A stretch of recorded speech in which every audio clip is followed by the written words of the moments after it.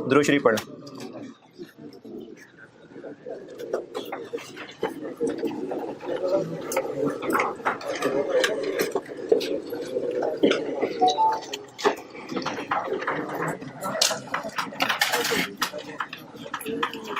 अगर आपने खुद अपने तरीके से पूरा सॉल्व किया होगा और पूरी तरह सॉल्व करने के बाद सोल्यूशन देखने की कोशिश की होगी, फिर तो आपका आंसर सही मैच भी कर गया होगा। लेकिन अगर आप एक एक लाइन के बाद फूक फूक के चलते हुए पीछे सोल्यूशन देखते रहे होंगे तो डिफरेंट फॉर्मेट की वजह से मैस मचा चुके होंगे आप।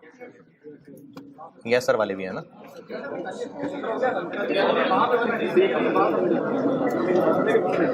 एक मैंने आपको सवाल दिया था, क्वेश्चन नंबर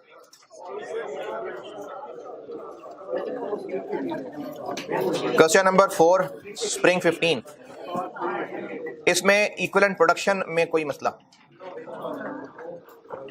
बल्कि उससे भी पहले क्वांटिटी स्केड्यूल में कोई मसला, क्योंकि स्टेज ऑफ इंस्पेक्शन यानी 100%, तो ओपनिंग ऐड होगा और क्लोजिंग लेस होगा, क्योंकि एंड ऑफ प्रोसेस का मतलब है 100% स्टेज इंस्पेक्शन। तो इसलिए ओपनिंग ने ऐड होना है इंस्पेक्टेड यूनिट्स निकालने के लिए और क्लोजिंग ने लेस होना है। और तो उसमें सारा कुछ ही बताया हुआ है, और तो उसमें कोई ऐसी बात नहीं है। ये मैंने इंस्पेक्शन स्टेज ही इसमें बतानी थी। बाकी जो ओपनिंग वर्क इन प्रोसेस है उसमें उसने लेबर ओवरहेड्स मिला के बता दिए। अब वो लेबर और ओवरहेड्स, उसमें ओवरहेड्स अप्लाइड हैं, एक्चुअल हैं, पता नहीं अप्लाइड ही होंगे। लेकिन जो फॉर द मंथ कॉस्ट दी हुई है उसमें ओवरहेड जो 11,500 दिए हैं ये एक्चुअल है, लिखा हुआ है एक्चुअल। तो हमने इनको यूज नहीं करना, अप्लाइड वाले को यूज करना है। और अब आप बताइए जो पूछना है।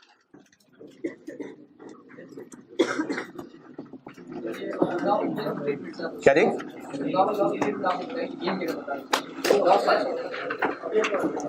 गेन की ट्रीटमेंट नहीं बताई? नहीं, चलो वो तो नेक्स्ट सवाल में तो आएगा, सो आएगा। गेन की क्या ट्रीटमेंट नहीं बताई मैंने?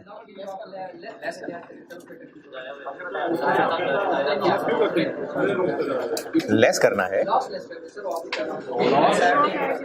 कहाँ ऐड, कहाँ लेस? कहाँ ऐड, कहाँ लेस?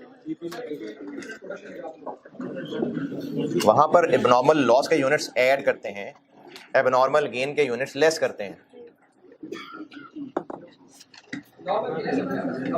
नॉर्मल ईपी में नहीं आता, एबनॉर्मल लॉस के यूनिट्स ऐड होते हैं, एबनॉर्मल गेन के लेस होते हैं। परेशान कर दिया है सवाल करके आप हैं?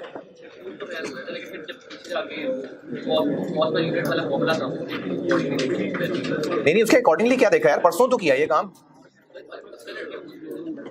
यार, परसों तो किया ये काम। ये क्या सुनने में आ रहा है मुझे? एबनॉर्मल लॉस के यूनिट्स ईपी में ऐड करने हैं, एबनॉर्मल गेन के लेस करने हैं। क्या ये नहीं बताई गई बात? अरे बोर्ड पे सवाल किया है।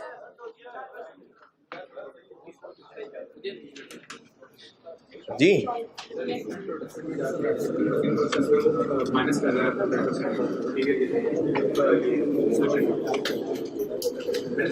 तो बस कर लिया ना, मैं कर लिया। ये एक और तरीका है कि पूरे लिखे और जो नहीं हो वो माइनस कर दें। मैंने आपको तरीका कहा है कि वो लिखें जिन पे हुआ है काम है। हाँ तो ठीक है ना, नहीं यकीन तो वैसे कर लें जैसा उसमें किया हुआ।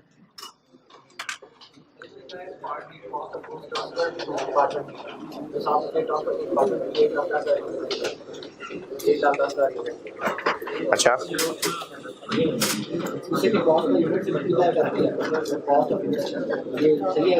फाइफो है भाई।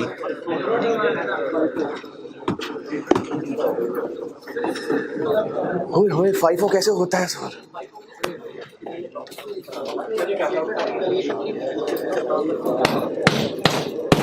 अच्छा, ये देखें, सवाल की रिक्वायरमेंट स्टेटमेंट ऑफ इवैल्यूएशन थी?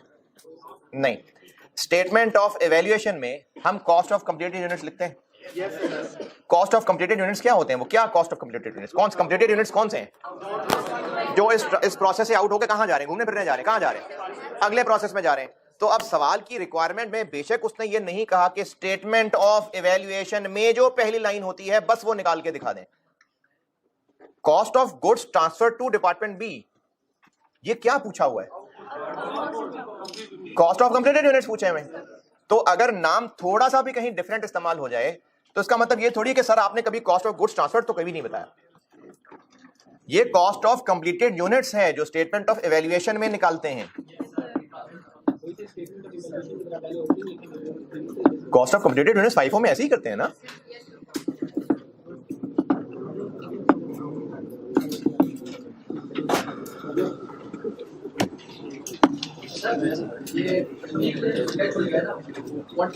जी जी, ये दो अलग अलग चीजें हैं।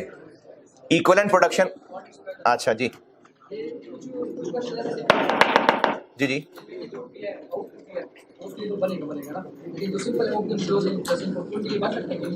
उनके लिए किनके लिए? जो 3-4-5 दिन पहले कर रहे थे। बनाना है तो बना लें, उसमें जरूरत नहीं थी यार। इनपुट आउटपुट तो हर सवाल में होता है, वो तो हर सवाल में होता है। इनपुट आउटपुट तो प्रोसेस कॉस्टिंग में होगा ही होगा। हाँ, इसकी ज्यादा जरूरत लॉसेस फाइंड करने में ही पड़ती है। तो अब जब मैं आपको लॉसेस बता चुका, देखिए मैं ना असल में आपको स्टेप बाय स्टेप एक मुकम्मल सवाल तक ला रहा था। उस स्टेप को मैं वैरायटी 1, वैरायटी 2, वैरायटी 3 कह रहा था। अब जब सारे स्टेप्स पूरे कर लिए तो अब ये एक मुकम्मल चीज बन गई। तो इस मुकम्मल चीज में क्वांटिटी स्केड्यूल भी एक चीज है। स्प्रिंग 15 में और सवाल, स्प्रिंग 15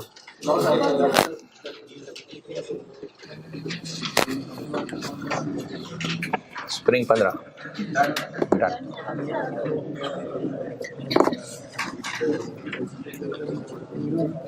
स्प्रिंग 16, जिनसे डन उनसे तो डन, जिनसे नहीं डन उनसे पूछ रहा हूं।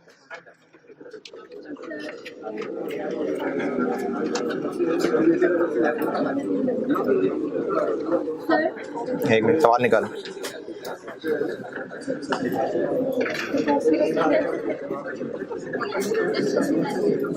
यही जितना अब तक पढ़ा टेस्ट में, जितना अब तक ये नॉर्मल सवाल किए लॉसेस वाले, यही जो अभी तक कर लिया है। हाँ मतलब ये स्प्रिंग 15 स्प्रिंग 16 लेवल की चीज। जी जी, एक मिनट, मैंने वो उसने भी आवाज दी थी, पता नहीं किसने ली थी आवाज। इधर कौन पूछ रहा था? हाँ मैंने बता रहा हूँ।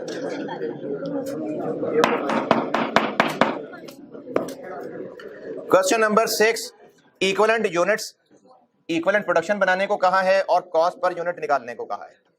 इक्विवेलेंट प्रोडक्शन में बताएं जो पूछना है, बल्कि उससे भी पहले क्वांटिटी स्केड्यूल बनाना पड़ेगा। और इंस्पेक्शन स्टेज कितनी है?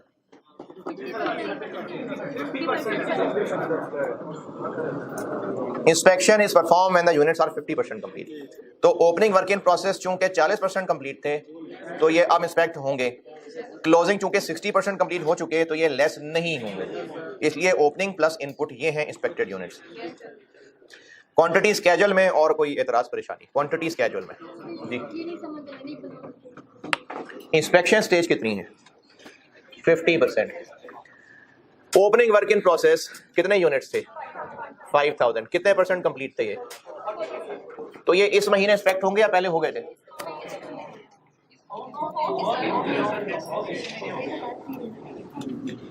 इनपुट कितना है? क्लोजिंग वर्क इन प्रोसेस कितने % कंप्लीट है? तो ये इंस्पेक्ट हो गए या अभी होने? तो फिर माइनस नहीं होंगे।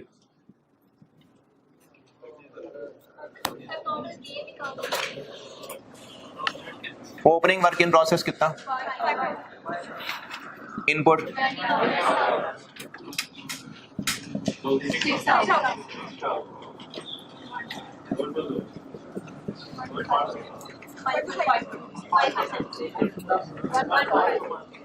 बस, एक और 0 है।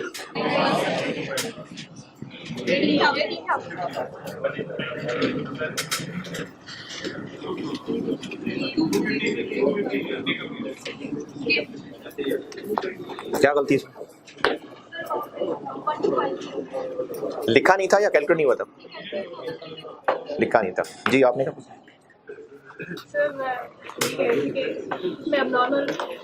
Quantity schedule, quantity schedule, quantity schedule spring 16 equivalent production जी। इसमें अब नॉर्मल गेन जो है उसको हमने कन्वर्जन जो है 50% किया। क्यों 50%? हाँ जी 50% बिल्कुल ठीक है। लेकिन इसमें बताया नहीं हुआ था क्या? कि अब नॉर्मल गेन को मतलब 50% कन्वर्जन के लिहाज से कल वाली क्लास में मैंने एक आपको नोट लिखवाया था क्या कि जो स्टेज ऑफ इंस्पेक्शन है वही स्टेज ऑफ कंप्लीशन है एबनॉर्मल लॉस और एबनॉर्मल गेन के लिए। जिन्होंने नहीं लिखा था आप लिख ले। लिखा था?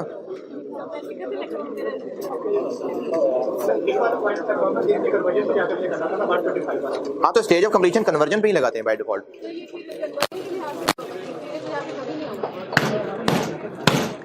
एक और पॉइंट लिखवाया था कि जो स्टेज ऑफ कंप्लीशन है वो बाय डिफॉल्ट कन्वर्जन के लिए है। अगर मटेरियल में कुछ 100 से कम होता तो बताया होता। मटेरियल के एतबार से हर चीज बाय डिफॉल्ट 100% कंप्लीट है। किसी सवाल में डिफरेंट हुई तो बताया होगा। हाँ इसमें कह भी दिया है कि मटेरियल शुरू में ही लग जाता है। इसका मतलब हर चीज की मटेरियल परसेंटेज पूरी 100% है। मटेरियल 100% से कम तब होता जब अभी मटेरियल बाद में और इनकर होना होता। लेकिन इस चीज को भी आगे चल के कराऊंगा मैं।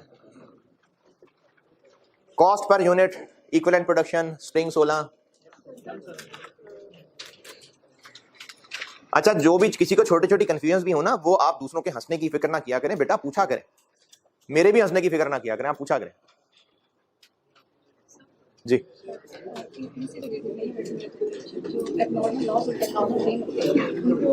स्टेटमेंट ऑफ इवैल्यूएशन में लास्ट में हम लिखते हैं कॉस्ट ऑफ वहाँ पे उसको प्लस करना होता है माइनस करना होता है। किस में प्लस किस में माइनस? जो ओवरऑल ऊपर वैल्यूज आ रहे हैं टोटल करते हैं। बस हर एक की अपनी अपनी पहचान है। यानी सवाल ये है कि स्टेटमेंट ऑफ इवैल्यूएशन में cost of completed units, cost of closing work in process, cost of abnormal loss, क्या इन सबका कोई ग्रैंड टोटल भी करना है? नहीं करना है। ये बस अपनी अपनी कॉस्ट के साथ वहां प्रेजेंट हो रहे हैं, बस कोई ग्रैंड टोटल नहीं है इसका। कंप्लीटेड, क्लोजिंग, एबनॉर्मल लॉस या एबनॉर्मल गेन, इनकी बस कॉस्ट वहां लिखनी है, उनका ग्रैंड टोटल नहीं करना।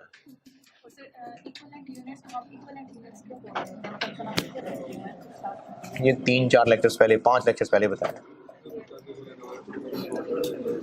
375% अधूरे इज इक्विवेलेंट टू 225 पूरे।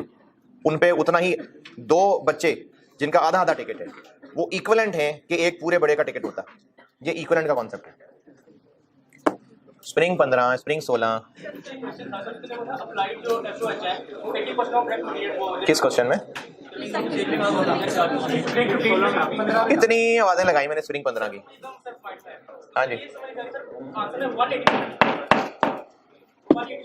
अच्छा क्या करना चाहिए था उसमें? नहीं ठीक है, उसको सॉल्व कैसे करती है पूछ रहा हूँ। ऐसे ही कैसे ही कर लिया, फिर आगे क्या करें? अरे भाई भाड़ में क्या सोल्यूशन। अब आपने 80% को मल्टीप्लाई कर लिया, अब आगे क्या करना है इसका? ठीक है आगे ऐड कर देंगे। क्या आंसर आएगा? लेबर में FOH ऐड कर देंगे ना, तो उसने वो ऐड करने की बजाय सीधा 180 कर दिया। आप ऐड करें, इसका मतलब सवाल सॉल्व करने के बजाय सोल्यूशन देख रहे थे ना।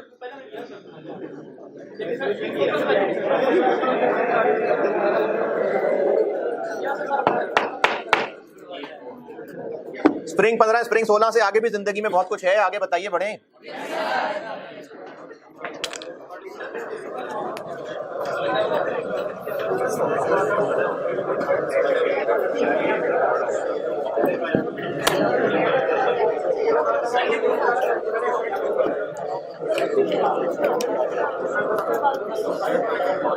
जल्दी पूछो यार।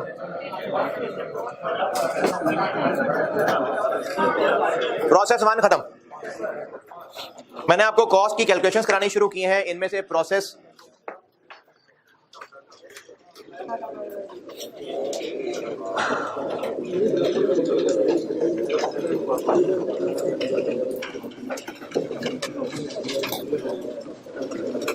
अच्छा वो याद, अच्छा ये ना कराना आपने याद है, मुझे बिल्कुल भूल जाएगा। ये जब भी टेस्ट चेक होके मिल जाया करें तो वो फिर क्लास में डिस्कस करने चाहिए। तो मुझे नहीं याद रहता है तो आपने मुझे खुद ही बताना। बस असेसमेंट जब चेक होके मिल जाएगी, आपको मिल गई है, जब मिल जाए उसका सोल्यूशन कॉपियर से लेके अपने जो सॉल्व किया है उसको, जो सोल्यूशन है उसको देखें, अच्छी तरह समझें। उसके बाद फिर अगले दिन डिस्कस भी करूँगा इसको, असेसमेंट को। हैं जी, ये मुझे नहीं पता यार। थर्सडे अरे अभी तो बताया यार, सब सारे सारे सारे वो उधर भी जितना अभी स्प्रिंग 15-16 तक पढ़ लिया ना, जिस तरह के सवाल, बस उसी तरह का सवाल टेस्ट। हाँ जी, प्रोसेस 1 है जी, वेरी गुड, इंटेलिजेंट क्वेश्चन।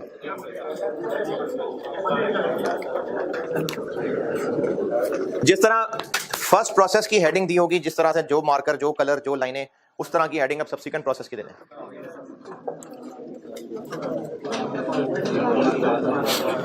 मैंने जब ये चैप्टर पढ़ाना शुरू किया था, अच्छा वो पता नहीं किसी ने ग्रुप में पूछा था या आदमी मुझे, जो लेबर के पास पेपर्स के बाकी मजीद क्वेश्चन अगर हैं तो वो कोई नहीं है, वो लर्निंग करके हैं रिसेंट। और ये भी शायद किसी ने पूछा था कि जो हमने लेबर के पास पेपर्स के सवाल किए थे वो इतने पुराने पुराने क्यों थे, क्योंकि ये ना सिलेबस से निकल गया था। 2015 में गालिबन ये सिलेबस से निकल गया था, फिर ये 2017 में वापस आया था, और जब 2017 में वापस आया था तो इसमें लर्निंग कर्व था, और लर्निंग कर्व फिर टेस्ट होता रहा है बार बार, तो वो मैंने आपको नहीं पढ़ाया। क्यों नहीं पढ़ाया? नहीं पढ़ाना, कभी नहीं पढ़ाना।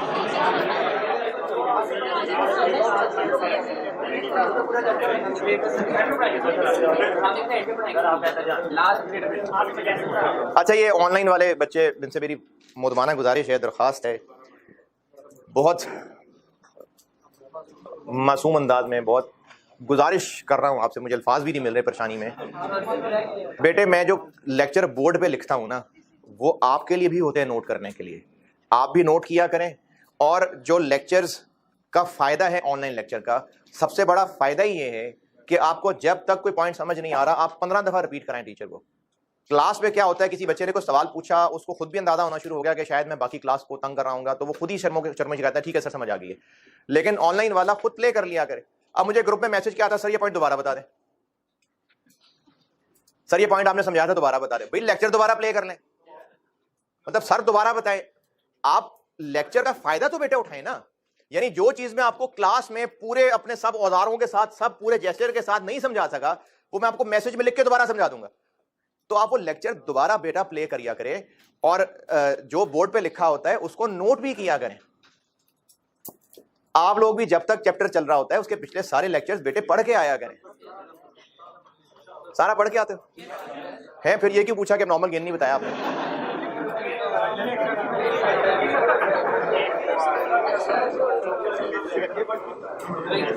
सब्सिक्वेंट प्रोसेस की हेडिंग दे लें। अब इस सब्सिक्वेंट प्रोसेस में, अच्छा सब्सिक्वेंट प्रोसेस और पहले प्रोसेस में मेन फर्क यही है कि जो इसका इनपुट होगा वो पिछले प्रोसेस से आउटपुट हुआ होगा, यानी वो भी हमने ही कहीं कैलकुलेशंस की होंगी, जबकि पहले प्रोसेस का इनपुट क्या होता है, रॉ मटेरियल, जो बस सिर्फ खरीद के लाए होते हैं। इसको मुश्किलों के एतबार से मैंने आगे 3 केसेस में बांटा हुआ है। अच्छा, वो जो वैरायटी 1 2 3 4 थी ना, वो मैं सिर्फ आपको एक चीज मुकम्मल करने के लिए स्टेप बाय स्टेप सिखा रहा था। अब वो चीज मुकम्मल हो गई, बस वो मुकम्मल एक ही केस है। जब उसको मुकम्मल कर लिया ना, तो बस वो एक ही मुकम्मल चीज है जिसमें क्वांटिटीज कैजुअल बनाना है। फर्स्ट प्रोसेस बस एक ही है, वो तो मैं इसको स्टेप बाय स्टेप वहां तक पहुंच रहा था। लेकिन सब्सिक्वेंट प्रोसेस में मुश्किलों के एतबार से मैंने इसमें कुछ क्या 3 केसेस बना रहा हूं। एक केस ये है कि no further material cost is incurred. अच्छा, हेडिंग मैंने लिख तो दी है सब्सिक्वेंट प्रोसेस, लेकिन वो सब्सिक्वेंट इतना मुश्किल वर्ड है, अल्फाज इधर उधर गिर जाते हैं। प्रोसेस 2, ठीक है, प्रोसेस 2 बोला करूंगा मैं इसको। अब मैं प्रोसेस 2 ही कहा करूंगा बात।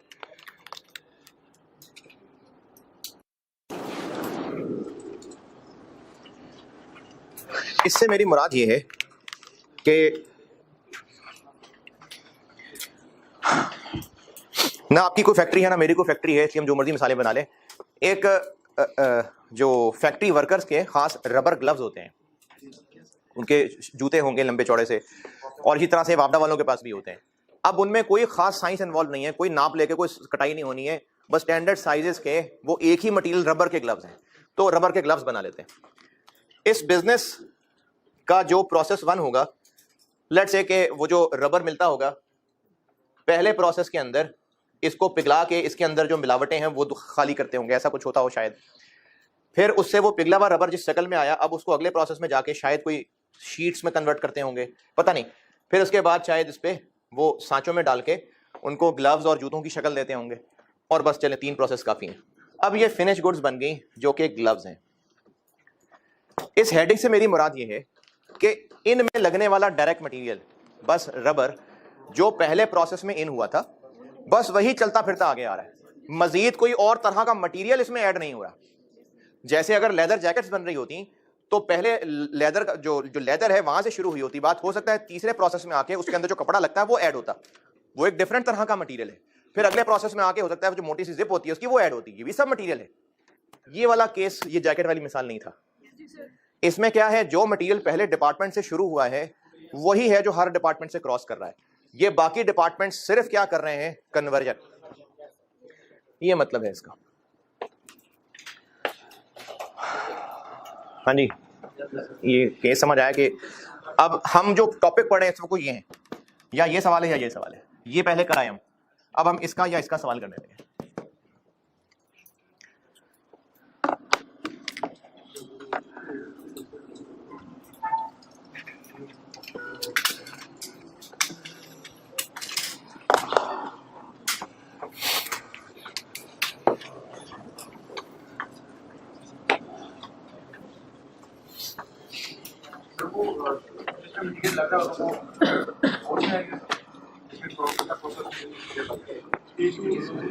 टू थ्री नहीं 2 3 बस।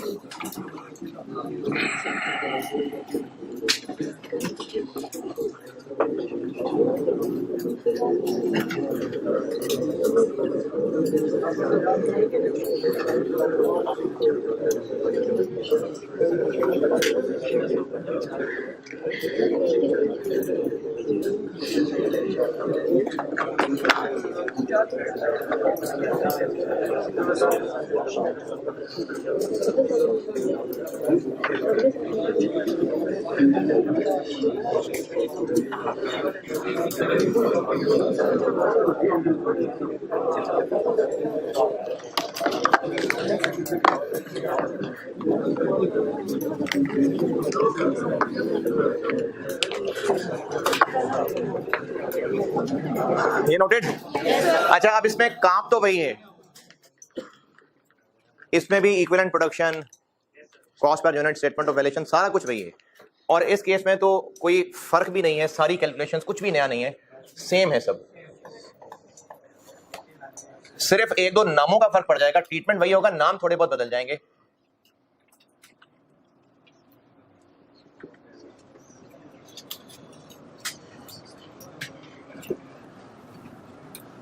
फर्क सिर्फ इतना पड़ेगा कि जो वहां पर मटेरियल कॉस्ट हुआ करती थी, क्या सलूक करते थे इसके साथ, मटेरियल कॉस्ट के साथ, material cost for the month 4.5 lakh रुपए, क्या कॉस्ट पर यूनिट में करंट पीरियड के सामने वो न्यूमरेटर आता था, और जो cost of opening work in process दी होती थी उसमें एक मटेरियल और एक कन्वर्जन का वर्ड होता था। तो अब मटेरियल के वर्ड की जगह P1 कॉस्ट का वर्ड होगा।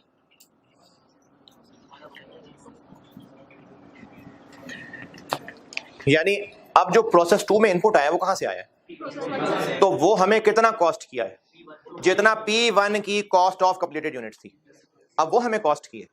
तो जो नॉर्मल सवाल में मटेरियल कॉस्ट की ट्रीटमेंट कर रहे होते थे, अब वो इस P1 की कॉस्ट की कर रहे हो करेंगे। जो यहां इनपुट होगा वो कहां से आया है, तो उसकी कॉस्ट क्या पड़ी है इस बिजनेस को, जो P1 में कॉस्ट ऑफ कंप्लीटेड यूनिट्स थी, तो वो अब इस डिपार्टमेंट में ऐसे ही ट्रीट हो रही होगी जैसे मटेरियल कॉस्ट की ट्रीटमेंट कर रहे होते थे। तो बस नाम बदल जाएगा, काम वही हो रहा होगा। इसको P1 कॉस्ट के बजाय अगर लंबी अंग्रेजी लिखनी हो तो ये कॉस्ट ऑफ यूनिट्स ट्रांसफर्ड इन है।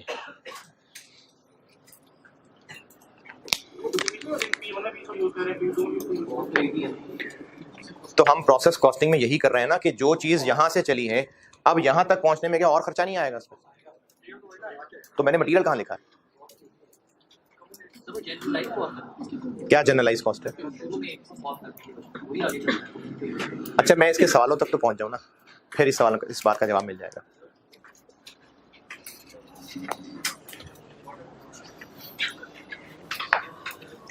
प्रोसेस कॉस्टिंग की मैंने पहली क्लास शुरू यहां से की थी कि हम यहां पर पहुंचने वाले प्रोडक्ट की कॉस्ट हर प्रोसेस की कंप्लीशन स्टेज पे देखना चाह रहे हैं कि जब ये चीज वहां से चली थी और यहां तक पहुंचने तक उसकी कॉस्ट लेट से 2600 बन चुकी थी, यहां तक पहुंचने पे वो 3500 बन चुकी है, तो इस 3500 में 26 नहीं शामिल? शामिल, तो वही शामिल किया, उसी को लेके आगे चलना। और वहां पर जो इनपुट के यूनिट्स होते थे, जो भी उनका काम होता था, यहां पर वो ट्रांसफर इन है।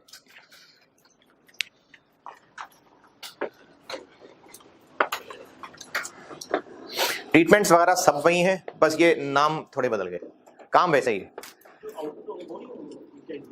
तो ट्रांसफर ही है ना वो, ट्रांसफर इन। यहां पर यूनिट्स कहां से आए हैं? वहां से ट्रांसफर होके आए हैं ना। अभी जो आपने स्प्रिंग 15-16 किया उसमें क्या पूछा हुआ था? Cost of goods transferred to department B, तो वो ट्रांसफर टू डिपार्टमेंट बी है, डिपार्टमेंट बी के लिए वो ट्रांसफर इन है। अच्छा, अब ना मैं इसका एक सवाल करा रहा हूं, वो है तो लेंथी सवाल, लेकिन पूरी पिक्चर क्लियर करने के लिए वो सवाल है। तो पहले हम उसमें प्रोसेस 1 करते हैं, फिर उसी को लेके प्रोसेस 2 में जाता हूं। लिखें सवाल है जी। हाँ,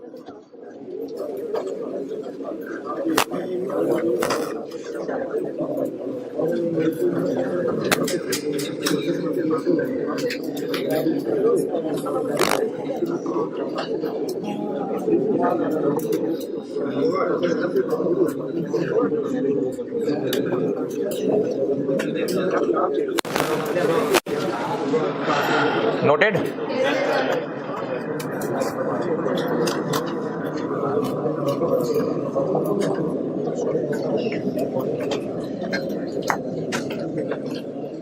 Following data relates to production processes for the month of May.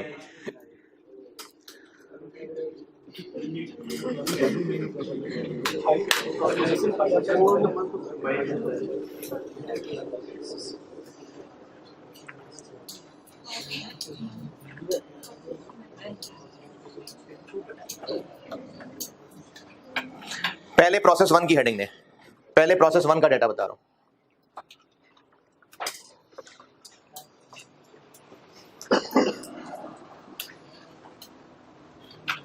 Opening work in process, opening work in process.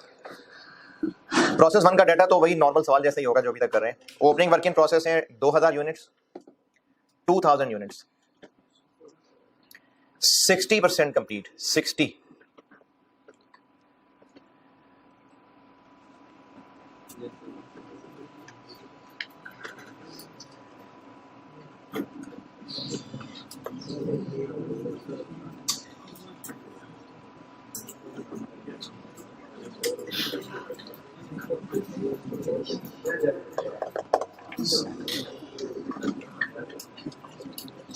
Cost लिखिए इनकी,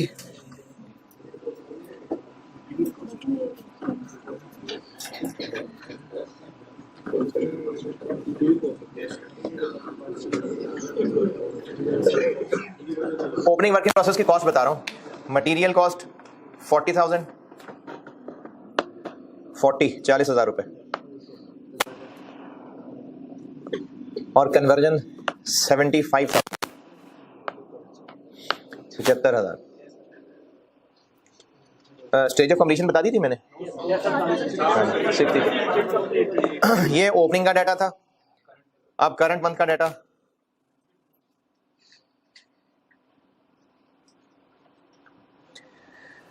material cost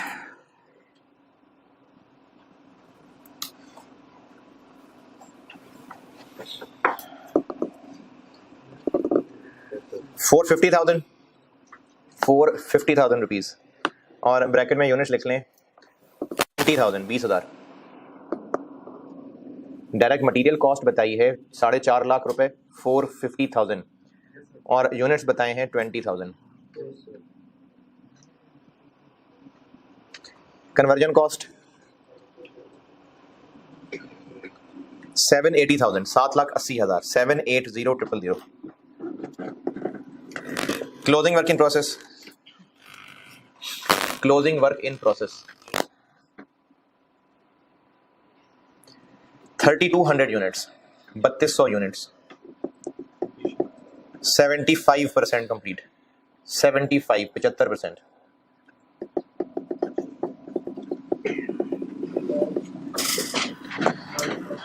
Inspection stage.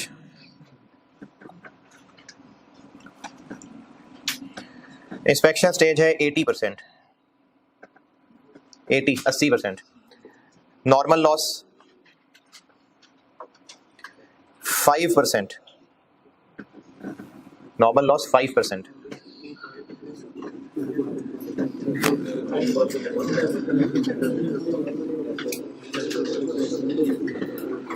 Recovery value और डिफेक्टिव यूनिट्स, डिफेक्टिव यूनिट्स की रिकवरी वैल्यू 10 रुपए।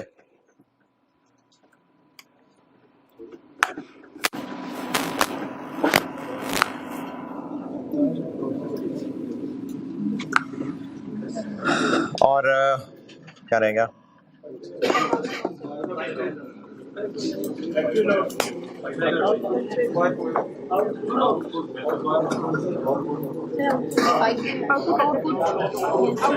मेरा सवाल है ना, मैंने देखना है क्या क्या रह गया।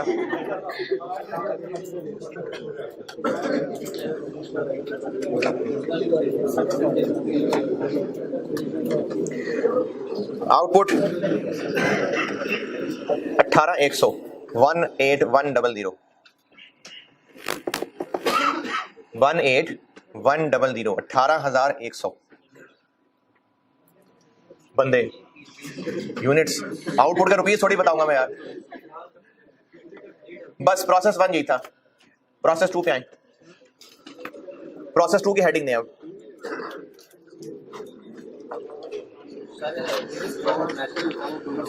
जी जी जी जी, दोनों पे सेम होता है क्योंकि वो तो कंपनी की इन्वेंट्री की पॉलिसी है ना। अब प्रोसेस 2 का डाटा बता रहा हूं। Process 2 opening work in process, process 2 का डाटा बता रहा हूं। ओपनिंग वर्क इन प्रोसेस, अच्छा प्रोसेस 1 का closing work in process, process 2 का ओपनिंग वर्क इन प्रोसेस होगा। प्रोसेस 1 का क्लोजिंग प्रोसेस 1 का ही अगले लम्हे ओपनिंग होगा, वो वहीं उसी रास्ते से प्रोसेस 2 में नहीं पहुंच जाएगा। वो प्रोसेस 1 का क्लोजिंग है तो प्रोसेस 1 का ही ओपनिंग है। तो प्रोसेस 2 का ओपनिंग वर्क इन प्रोसेस है 1600 यूनिट्स, 1600 यूनिट्स, 1600, और है ये 70% कंप्लीट, 70। कॉस्ट है इनकी P1 cost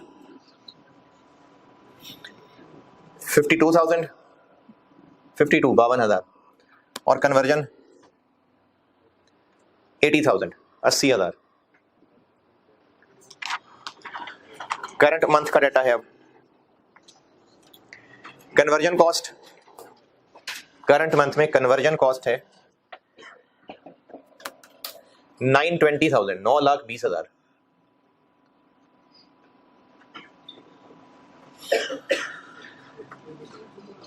closing work in process, closing work in process है जी।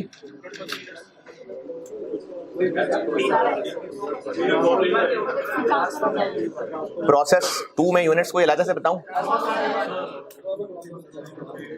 प्रोसेस 2 में कहां तक लिख लिया? Closing work in process 1,000 units, 1,000 units. Inspection stage क्या जी? क्लोजिंग वर्क इन प्रोसेस नहीं बताया? नहीं, stage of completion 50%। Closing work in process 50% complete है। क्लोजिंग वर्क इन प्रोसेस के 1,000 यूनिट्स हैं और वो 50% कंप्लीट हैं, 50%। इंस्पेक्शन स्टेज बताइए मैंने 60%, 60। नॉर्मल लॉस है 10%, नॉर्मल लॉस 10% है।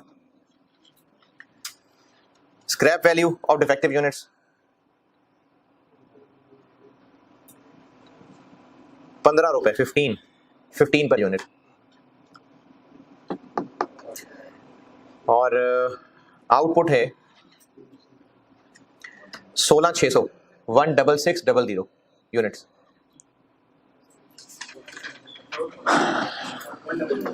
रिक्वायर्ड है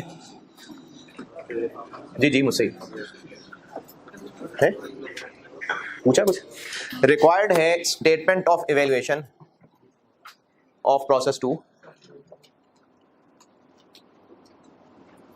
प्रोसेस 1 सॉल्व तो फिर भी करना पड़ेगा।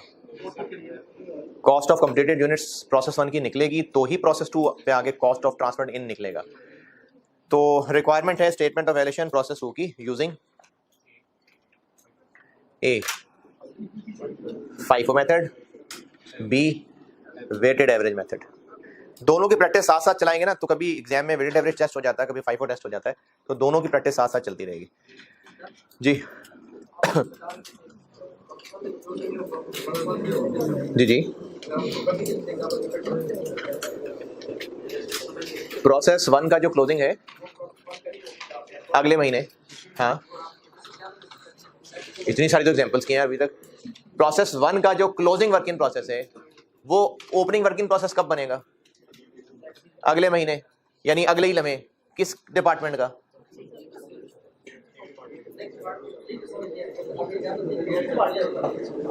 अगर दिसंबर एंड हो गया है और किसी स्टूडेंट, अब कोई स्टूडेंट अभी AFC में है, दिसंबर एंड हुआ है और वो स्टूडेंट अभी AFC में, उसका AFC चल रहा है, तो अगले ही दिन उसका कैफ चल रहा होगा, अगले ही दिन भी उसका AFC शुरू हुआ होगा। हाँ वो एग्जाम्पशन वाले हैं, लेकिन देखें जो प्रोसेस 1 का क्लोजिंग वर्क इन प्रोसेस है वो मई 31 रात 12 बजे वो मशीन में मौजूद है।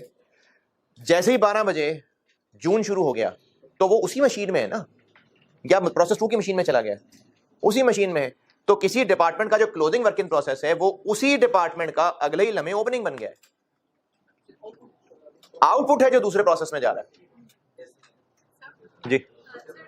जो FIFO या मेथड ऑफ इन्वेंटरी वैल्यूएशन करोगे वही FIFO और FIFO यहाँ पे, यानी ये बिजनेस ने फैसला करना है कि इन्वेंटरी को FIFO पे करना है कि वेटेड एवरेज पे करना है, तो फिर हर प्रोसेस पे ऐसे ही करना है। पहले प्रोसेस 1 करता हूं सॉल्व।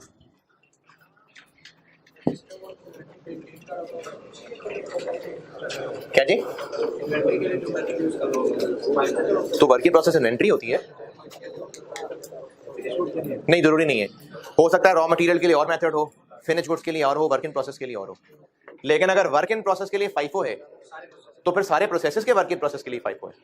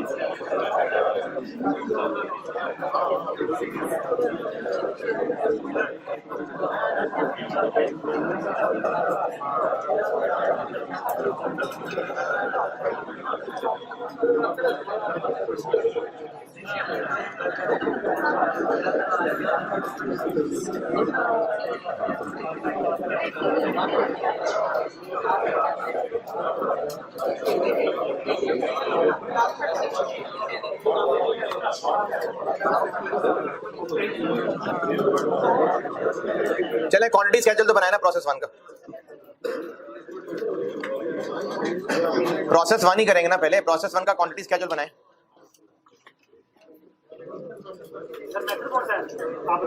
पहले कौन सा कर लें? 5 करते हैं, चले 5।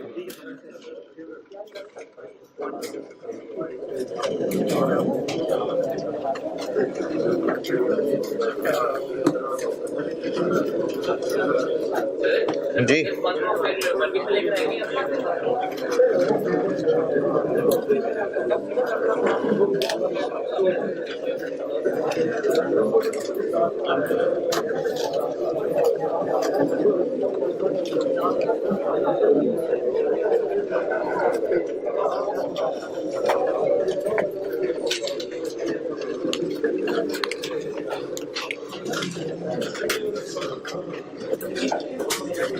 प्रोसेस 1 FIFO कर रहा हूं पहले, FIFO।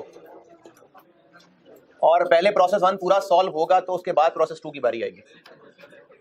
क्या जी? अच्छा, अगर कोई सवाल की रिक्वायरमेंट को खास टी अकाउंट है तो फिर अच्छी अदब की प्रेजेंटेशन ये है कि पहले टी अकाउंट बनाएं, बाकी उसकी वर्किंग्स करें। अगर कोई ऐसी खास चीज रिक्वायर्ड नहीं है तो फिर बस सॉल्यूशन फ्लो में जैसे चल रहा है चलता रहे। वैसे तो इसमें भी मैंने आपसे स्टेटमेंट ऑफ इवैल्यूएशन पूछी है, लेकिन प्रोसेस कॉस्टिंग इतना सिस्टमेटिक है कि आप फ्लो में कैलकुलेट करते जाएं, एंड पे आंसर आ रहा होगा, कोई मसला नहीं। यानी इसको कोई वर्किंग 2 3 कहने की जरूरत नहीं है। Process 1 quantity schedule.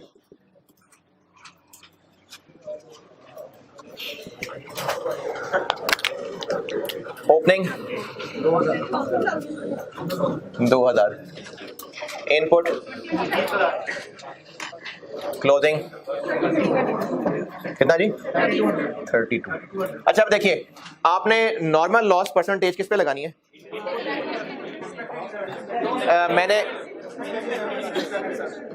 मैंने नॉर्मल लॉस परसेंटेज कही है 5%। बस किसका 5%?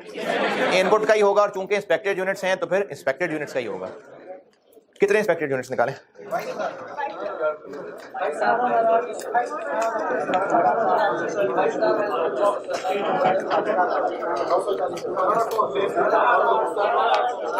क्योंकि ओपनिंग जो है वो परसेंटेज कंप्लीट थे कितने? 60%। और इंस्पेक्शन स्टेज तो वो इस महीने में आके इंस्पेक्ट होंगे, और क्लोजिंग अभी वहां तक नहीं पहुंचे तो इसलिए वो माइनस हो जाएंगे। तो अगर इंस्पेक्टेड यूनिट्स इस तरह से बनने हो ना कि यही प्लस यही माइनस, यानी इसी शक्ल में बनने हो, तो इंस्पेक्टेड यूनिट्स अलग निकालने की बजाय सोचना तो आपको पहले पड़ेगा इंस्पेक्टेड यूनिट्स कैसे निकलेंगे। अगर वो यही शक्ल बन रही हो तो यही इंस्पेक्टेड यूनिट्स भी निकल आए। वैसे भी तो उनको ऐड करना ही था ना, तो हो गए ऐड यहीं पर। अब यहीं पे मार्क करने वाले को 18800 नजर आ रहे हैं, बजाय इसके कि हम अलग से पहले इंस्पेक्टेड यूनिट्स निकालते। ये निकले में इंस्पेक्टेड यूनिट्स। हाँ, अगर ऐसा ना होता, यानी ये लेस ना होना होता या वो ऐड ना होना होता, तो फिर अलग से कैलकुलेशन कर देते। कितना नॉर्मल लॉस? 5%, 940। और एक लाइन छोड़ के आउटपुट 18100। तो एबनॉर्मल गेन बन रहा है 240।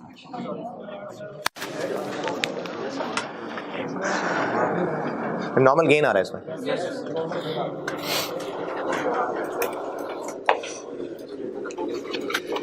Equivalent production.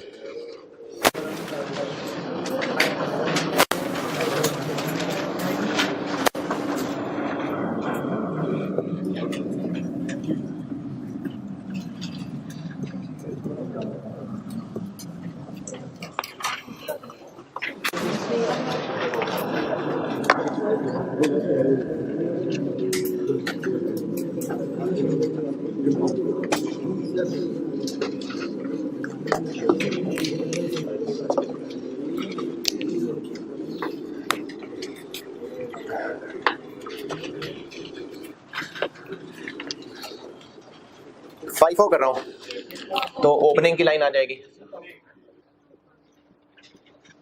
कितने यूनिट्स हैं? 2000। और इसमें काम बस कन्वर्जन पे हुआ है 800।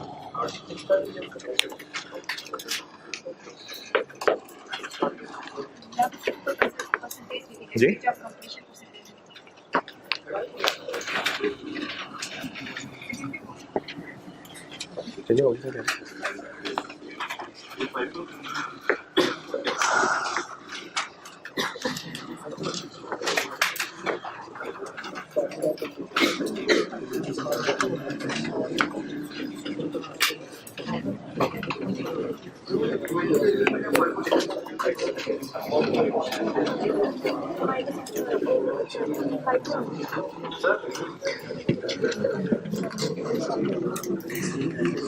अच्छा, कुछ बच्चे तो खैर जो अपनी मर्जी जिन्होंने करनी है वो तो बहरहाल करेंगे ही, लेकिन मेरा काम समझाते रहना होता है।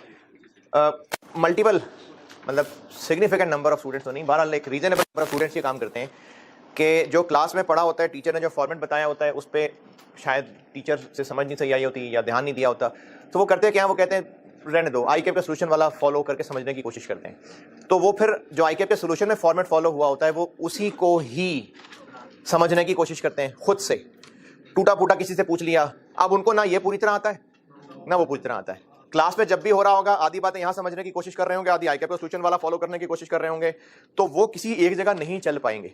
इसमें पहली बात तो आपको ये क्लियर कर दूं कि आई कैप का सोल्यूशन आई कैप का ऑथोराइज सोल्यूशन नहीं है, वो सजेस्टेड है। और उसकी भी आई कैप को ये लिखना पड़ा कि भाई ये हमारी तरफ से सजेस्टेड है, ये इसको आप फाइनल ना समझें। उसकी रीजन ये होती है कि खास तौर पे कॉस्ट के पेपर के अंदर जो आप में से काबिल बच्चे जिन्होंने टीए की मार्किंग पे ये कह के एतराज किया होगा कि मैंने वही काम इस तरीके से किया था, उसने उसको कटिंग कर दी है, तो कॉस्ट अकाउंटिंग की प्रेजेंटेशन के ना मल्टीपल तरीके हो सकते हैं।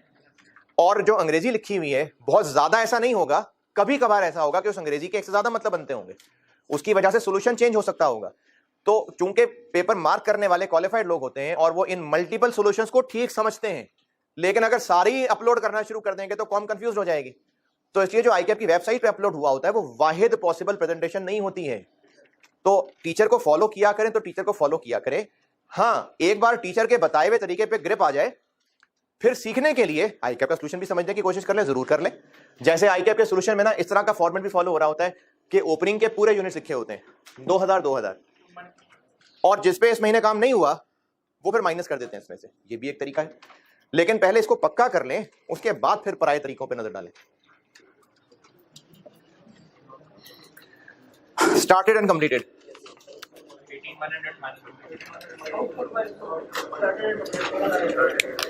18,100 माइनस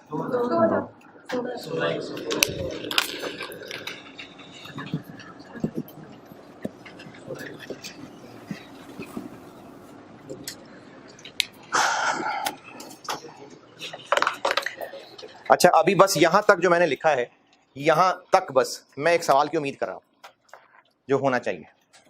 अभी तक मैं जहां लिख के रुक गया हूं,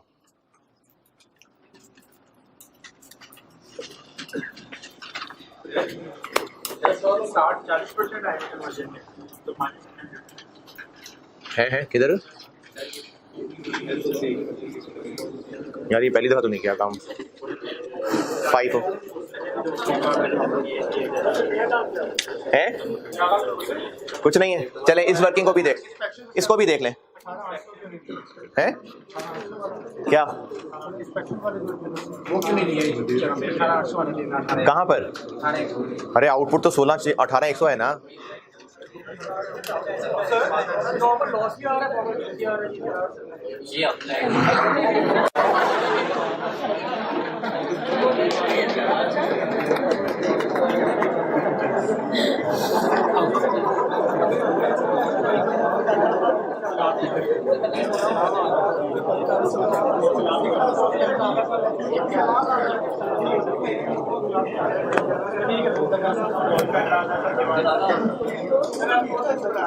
है जी, नहीं मैं तो चलो बता ही दूंगा यार।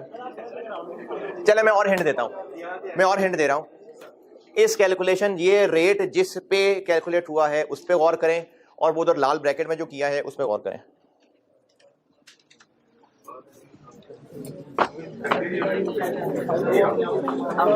और हिंट,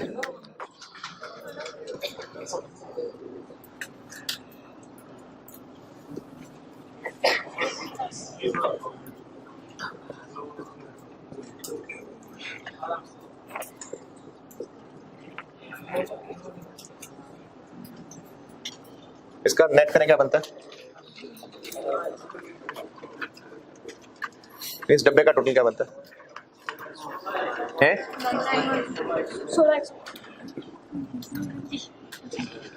अब इतने सारे हिंट दे दिए, अब जो मैं चाह रहा हूं आप कि वहां तक पहुंचे हैं,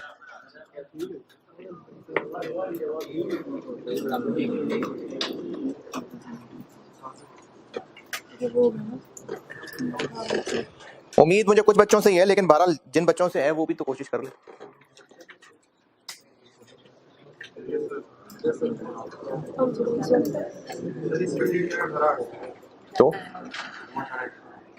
तो आउटपुट है ना यार, मैंने आउटपुट बताया ना, 18,100 वो आउटपुट ही लिखा हुआ है। स्टार्टेड एंड कंप्लीटेड हम किनको दो लाइनों में तोड़ते हैं? ये दो लाइनों में फाइफों में किसको तोड़ दिया? कंप्लीटेड को ही ना। अगर वेटेड एवरेज होता तो हम एक लाइन लिखते कंप्लीटेड की, के एक्सपेक्टेड की लाइन लिखते कंप्लीटेड की।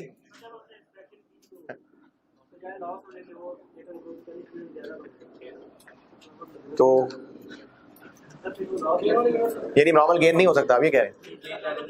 हाँ, तो किसको कंटिन्यू करें, कहाँ कंटिन्यू करें? तो उसमें आउटपुट में हो गए ना शामिल वो जी। नॉर्मल गेन तो जो 240 है, वो 100% तो एम्बिशन लेवल पे कन्वर्जन तो 80% है, तो वो क्यों इसमें 16,000 आ रहा है? तो वो अलग 80% तो देखा था लॉस होने की बजाय गेन हो गया, लॉस हुआ किस? हाँ जी, सर ये एक्सपेक्टेड 18,800 आउटपुट है 18,100, लॉस तो 700 चाहिए था 18,000। अरे भाई ये तो नॉर्मल एबनॉर्मल गेन के सत्यानाश करके रख दिया आप लोगों ने, बातें कर करके। मतलब तो मैंने गलती कर रही, मुझे आपसे सवाल नहीं पूछना चाहिए था। ये तो आपने नॉर्मल एबनॉर्मल का सत्यानाश करके रख दिया यार। अच्छा मैं खुद ही बता देता हूँ, जिसको ये मेरी बात समझना है वो इग्नोर करना है, कुछ नहीं कहा, बच्चा समझ के माफ कर देना। मैं एक जसारत कर रहा हूं, अगर समझ आ गई तो ठीक, वरना इग्नोर कर दीजिएगा। मैंने यहाँ ये सोचा था कि शायद कोई ये मुझसे सवाल पूछेगा कि जब हम एक्सपेक्टेड यूनिट्स कैलकुलेट कर रहे हैं उनमें ये 2000 भी है कि नहीं है, और इस पे हमने 5% कहा कि ये तो लॉस होना चाहिए था, जबकि हमारी ये हरकत क्या शो कर रही है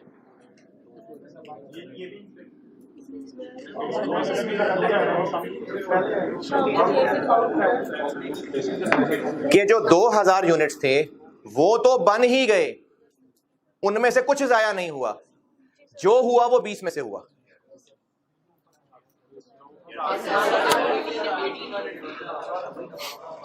हम इस आउटपुट को दो लाइनों में तोड़ रहे हैं कि वो जो ओपनिंग थे वो तो मुकम्मल होके सक्सेसफुली आउट हुए ही हैं सारे के सारे, उनमें से कोई लॉस नहीं हुआ, जो लॉस हुआ वो सारा इस 20 में से हुआ। ऐसा करने का ये मतलब है, जबकि हमने ये 940 कैलकुलेट कैसे किया है वो भी काउंट किया है, तो हमारा इस तरह 940 कैलकुलेट करना तो ये बता रहा है कि इन 2000 में से भी कुछ ना कुछ लॉस होना चाहिए था, जबकि ऐसा करने से नहीं हुआ। ये किसी ने भी नहीं नोट की बात नहीं। अच्छा, अब भी कुछ को समझ नहीं आया जो मैंने कहा, अभी भी नहीं समझ आया? चले, जिनको नहीं समझ आया कोई मसले वाली बात नहीं है। ये तो मैंने और एक्स्ट्रा बात बताई थी कि शायद कोई यहां तक पहुंचता तो वो पूछता, नहीं तो कोई बात नहीं, करना तो ऐसे ही है, करना है, जवाब बताता हूं, करना ऐसे ही है।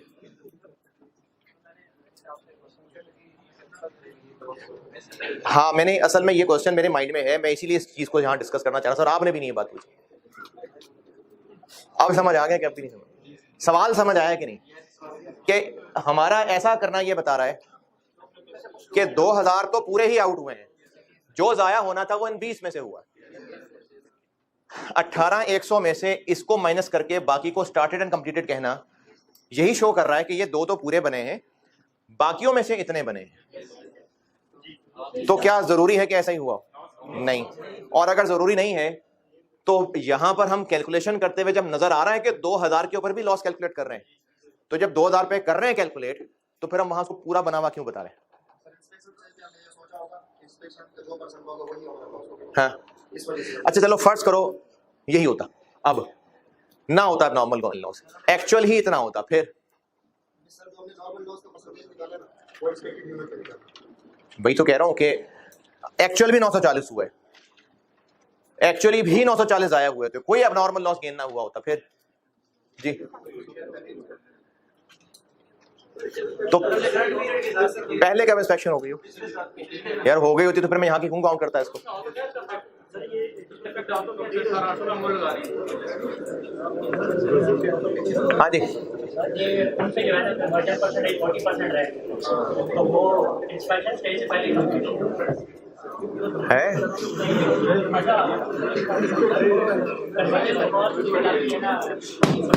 अच्छा, जिनको सीरियसली बगैर किसी टॉन्ट के, जिनको सीरियसली लग रहा है ना कि ये तो बाकियों को भी बात खराब हो रही है, वो ना सोचें इस बात को, कोई मसला नहीं, वो इस बात को सोचना भी छोड़ दें और सुनना भी छोड़ें। लेकिन क्या सभी को लग रहा है ऊपर से, किसी को नहीं समझ आ रही, तो मैं इस टॉपिक को यहीं क्लोज करके सवाल पूरा करता हूं। ये क्वेश्चन समझ आया जो मैंने कहा है? मैंने क्वेश्चन ये पूछा है कि ये, और ये इसलिए पूछा है कि किसी ना किसी ज्यादा सोचने वाले बच्चे के जहन में ये आ ही जानी थी बात, जैसे उस दिन एक स्टूडेंट ने पूछी भी थी, मैं इसलिए इसको खुद सबके सामने ले आया। हमारा 18,800 पे रेट लगाना ये शो कर रहा है कि इसमें से भी 5% जाया हो रहे हैं, कैलकुलेशन हो रही है, जबकि हमारा ऐसे कर देना ये शो कर रहा है कि उसमें से कुछ जाया नहीं होगा। और अगर इसका जवाब किसी को ये लग रहा है कि वो क्या पता है नॉर्मल गेन के रास्ते वो निकल गए हो, चलो मैं कहता हूं कुछ भी अब नॉर्मल नहीं है, एक्चुअली भी 940 लॉस हुआ। फिर हाँ, ऊपर ज्यादा शो हो रहा है तो स्टूडेंट में उतना कम हो जाएगा तो बात तो मुझे चलेगा तो तुम्हारी वर्किंग नहीं होती ना। हम वो सारे के सारे यूनिट्स 2000 कंप्लीटेड समझ रहे हैं, तभी तो स्टेटमेंट ऑफ वैल्यूएशन में मैं उसको बीडी कह के आगे बढ़ाऊंगा जी।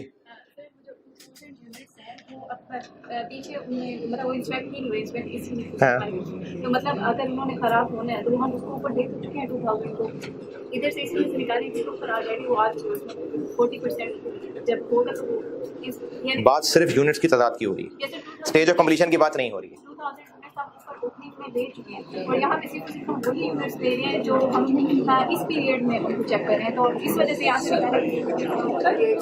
अच्छा, मैं इसका जवाब जरूर बता देता हूँ, लेकिन जिन लोगों को ये मसला ही समझ नहीं आ पा रहा वो यहीं पर दिमाग को स्टॉप कर देना, ठीक है? वो ये ना हो कि पिछला जो सीखा वो भी सब उल्टी कर दें आप।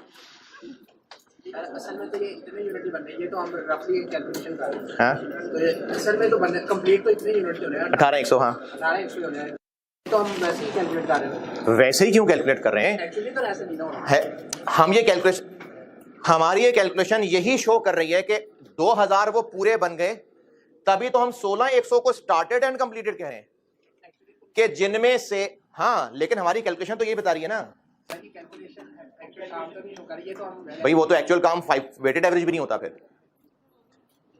क्या closing work in process opening में से बचा होता है? वो भी एक्चुअल नहीं होता। लेकिन हमारी कैलकुलेशन ये बता रही है कि ओपनिंग पूरे बन गए और जो जाया हुआ है वो सिर्फ इन 20 में से जाया हुआ, हमारी कैलकुलेशन ये बता रही है। अच्छा, मैं इसका जवाब देने लगा हूं और फिर बता रहा हूं कि जिनको ये सवाल ही समझ नहीं आया, तो ये कोई महरूमी की बात नहीं है, इसमें ये सवाल यहां तक पहुंचना, इसको इस एंगल से सोचना पास होने वालों की निशानी नहीं है ये, यानी फेल होने वालों की भी नहीं है, बोंगिया ना मारे। ये एक सवाल है जो जहन में स्टूडेंट के आ सकता है, अगर नहीं आया कोई मसले वाली बात नहीं, मेरे बताने बोलने समझाने के बाद भी नहीं आ रहा कोई मसले वाली बात नहीं, कैलकुलेशन ऐसे करनी है, ठीक है? अच्छा, अब मैं आपसे पूछना चाह रहा हूं कि सीरियसली किसी एक को भी अगर ये बात समझ आई है तो मैं जवाब देता हूं, अगर नहीं तो रहने देता हूं।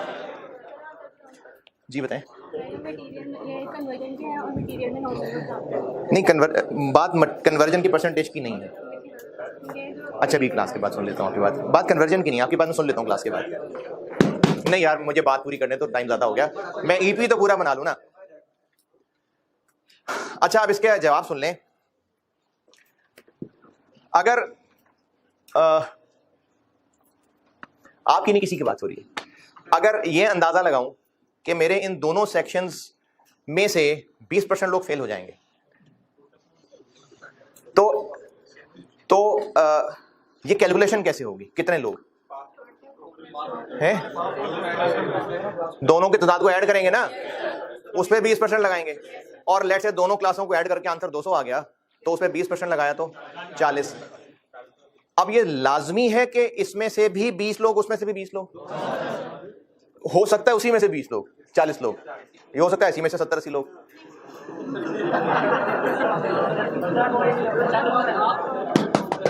मेरी नहीं बात सुने, देखें, अगर ये कैलकुलेशन करनी थी कि दोनों सेक्शंस में से, दोनों सेक्शन चूंकि मैं पढ़ा रहा हूं तो 20% लोग फेल होंगे, तो इसका मतलब है कि 200 में से 20%, नंबर ऑफ स्टूडेंट्स आ गए 40।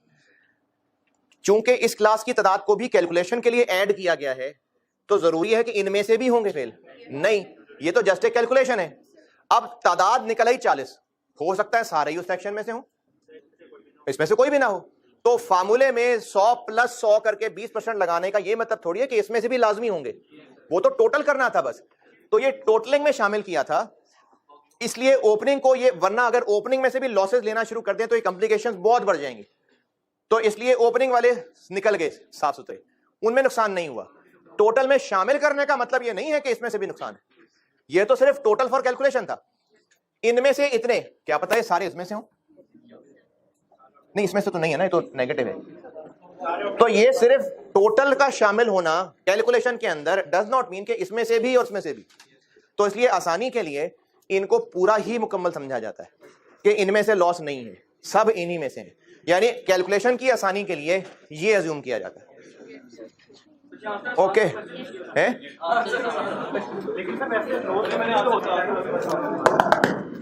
चलें बस ये ईपी पूरा कर लूं, बाकी इसको मैं कल करता हूं। Closing work in process, material में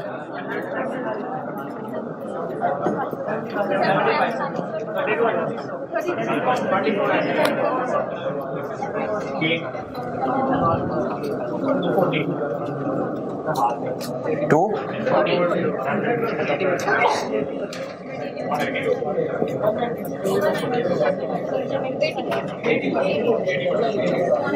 जो इंस्पेक्शन स्टेज होती है वही इस एबनॉर्मल लॉस एबनॉर्मल गेन की स्टेज ऑफ कंप्लीशन होती है।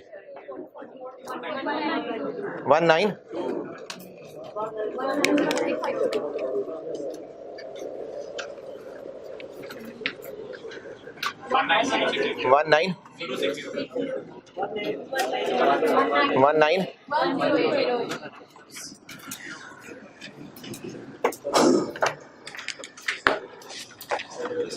जी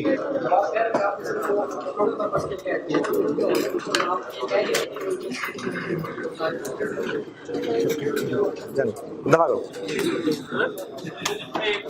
ये यूनिट्स की कैलकुलेशन, ईपी में कोई कैलकुलेशन में मसला, इसमें अगर किसी को मसला है ना तो वो है उन 20% में से। अगर ये प्रॉब्लम 1 to 40 है, 50% आप 1 to 100 रेशियो में वही 2 ना बनाए, ना बनाए। चलें ठीक है, अल्लाह हाफ़िज़।